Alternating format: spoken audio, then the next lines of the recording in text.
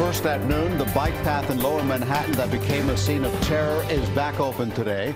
Meantime, the man accused of using a rental truck to kill 8 people and injure 12 others is now facing federal terrorism charges. Sayfullo Saipov appeared in court handcuffed to a wheelchair. The charges he faces could bring the death penalty, something President Donald Trump has taken to Twitter to advocate for.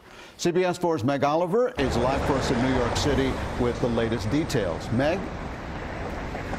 Elliot, good afternoon. As you mentioned, cyclists and walkers are back on the path where that deadly rampage took place.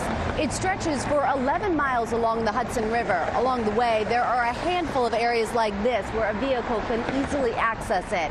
Authorities say the suspect rented another vehicle 2 weeks ago to practice turns. Investigators are examining cell phones and other evidence seized from terror suspect Sayfullo Saipov. The Uzbek immigrant told police he was inspired by ISIS when he mowed down pedestrians in Lower Manhattan. But they want to know if he had any direct contact with the terrorist organization. At this point, we don't see anything that leads us to believe there's anyone else involved, but I caution we're a day or two into this. Saipov came to the U.S. 7 years ago and had been living in New Jersey. An intelligence source tells CBS News Saipov had some contact with individuals in 2015 who were considered radicalized extremists, and at least one of whom was from Uzbekistan. Saipov faces federal terrorism charges and could face the death penalty, a sentence President Trump called for in a tweet last night. The suspect told prosecutors he chose Halloween because he thought there would be more people here on the streets of Lower Manhattan. The 8 people killed in the attack are now identified.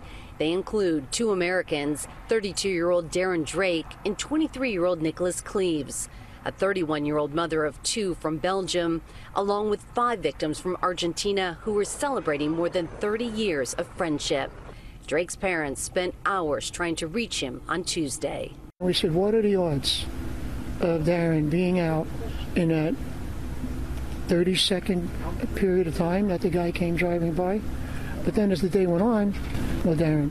At least 8 people remain in the hospital with injuries ranging from an amputation to neck and back injuries. The last 2 terror suspects to survive an attack in the U.S. were in 2014 in Moore, Oklahoma, and the year before during the Boston Marathon bombing. Both men were sentenced to death. Elliot? Meg, do we know more about how Saipov was radicalized? What we're hearing, Elliot, is that he was inspired. He watched a lot of videos on his cell phones. They found 2 cell phones in his truck and some handwritten letters, about 10 to 15 pages, written in Arabic, praising the Islamic State of Iraq and Syria. So at this point, what we're hearing from authorities is that it seems as if he was radicalized after he moved to the United States in 2010. Meg Oliver, thank you for that live update from New York City.